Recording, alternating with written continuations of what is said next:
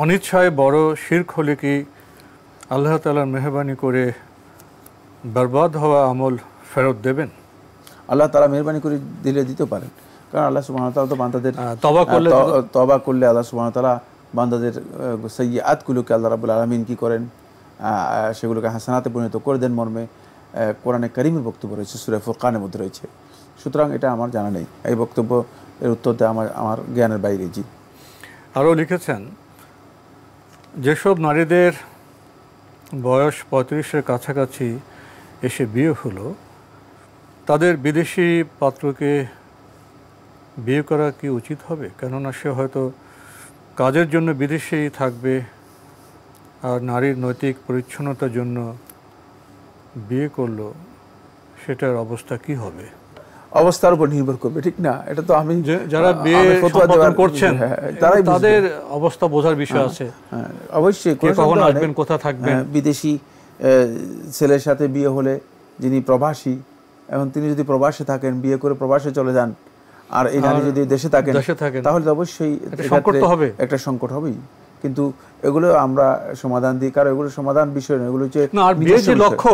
এরকম বিয়েতে সে লক্ষ্য কি এই জন্য বিয়ে জায়েজ, কিন্তু আমি মানে শরীয়ত জায়েজ করেছে, সেক্ষেত্রে আর কিছু বলতে। কিন্তু এগুলো নির্ভর করছে যারা বিয়ের ব্যাপার সিদ্ধান্ত নেবেন তাদের উপর, তারা কি এই ধরনের বিয়ে দিবেন তাদের। জি, এগুলো আমাদের সাথে জড়িত বিষয় নয়, কিন্তু ইসলামী শরীয়তের মধ্যে জায়েজ, ইসলামী শরীয়তে বিয়ে জায়েজ। আমরা যেটা শরিয়ার বিধান সেটা বলবো, বাকি এখন আপনি বিয়ে হবে কিনা, পরিস্থিতি কি, এবং এই নারীর অবস্থা কি, ঠিক না, সেগুলো তো আমরা কিছু জানি না। আর যিনি বিয়ে করতেছেন তার অবস্থা কি, এগুলো যারা প্রেক্ষাপট অবস্থান এগুলো বুঝেন, তারাই সিদ্ধান্ত নেবেন যে আসলে কতটুকু যৌক্তিক হবে, কতটুকু যৌক্তিক হবে না।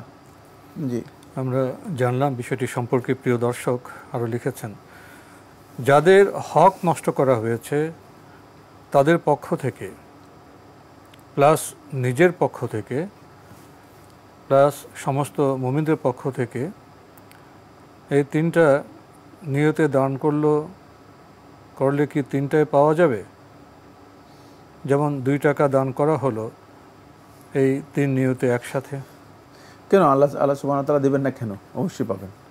আল্লাহ রাব্বুল আলামিন, আপনি কি অভাব আছে আল্লাহ তাআলার কাছে, যে কারণে আল্লাহ সুবহানাহু ওয়া তাআলা আপনাকে দেবেন না? দিতে পারেন। আল্লাহ সুবহানাহু ওয়া তাআলার সেই ক্ষমতা রয়েছে। সুতরাং আর আপনি মানুষের হক নষ্ট করে তাদের পক্ষ থেকে দান করুন, তাদের পক্ষ থেকে দান করুন। কারণ হলো তাদেরই হক রয়ে গিয়েছে আপনার কাছে, উনি হক নষ্ট করে তার হকটা তাকে পৌঁছানোর জন্য চেষ্টা করেন। সেখানে এত রকমের কি বলে, এত সংযুক্তির প্রয়োজন কি? মানে এত সিসি করতে যাচ্ছেন কেন? এত যুক্ত করে আবার অ্যামাউন্টটা 2 টাকা 2 টাকা দান করে মানে 20 জনকে সিসি করতেছেন কি কারণে? মানে এগুলো আমাদের বুঝতে হবে। আমরা এই প্রশ্ন করি, এই প্রশ্নগুলো আসলে সঠিক হচ্ছে কিনা, অথবা এ ধরনের প্রশ্ন কি আদৌ আমাদের এখানে আসার মতো উপযুক্ত কিনা, এটা বুঝতে হবে। মানে 2 টাকা দান করতেছেন, তারপরে আল্লাহকেও সিসি করতেছেন, বান্দাকেও সিসি করতেছেন, সারা সমস্ত পৃথিবীর মুসলমানদেরকেও সিসি করতেছেন। এগুলো আমি মনে করে থাকি যে চিন্তার জগতের, ভাবনার একটা বিষয়, এটা কতটা বাস্তবসম্মত বিষয় না। জি, এখন আল্লাহ তাআলার কাছে অভাব নেই, আল্লাহ তাআলার কাছে অভাব নেই। লাহু মাকালিদুস সামাওয়াতি ওয়াল আরদ, আসমান এবং জমিনের যত মানে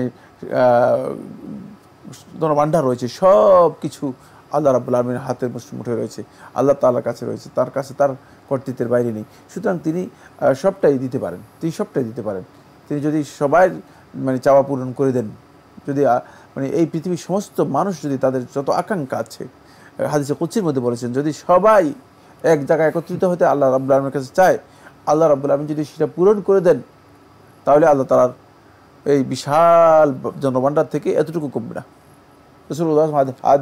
সমুদ্র থেকে 1 ফোঁটা পানি নিলে যা হয় এতটুকু কমবে না। সুতরাং এখানে অভাবের কিছুই নেই। আল্লাহ তাআলার কাছে যদি চান আমরা চাইতে পারি, চাওয়া জায়েজ।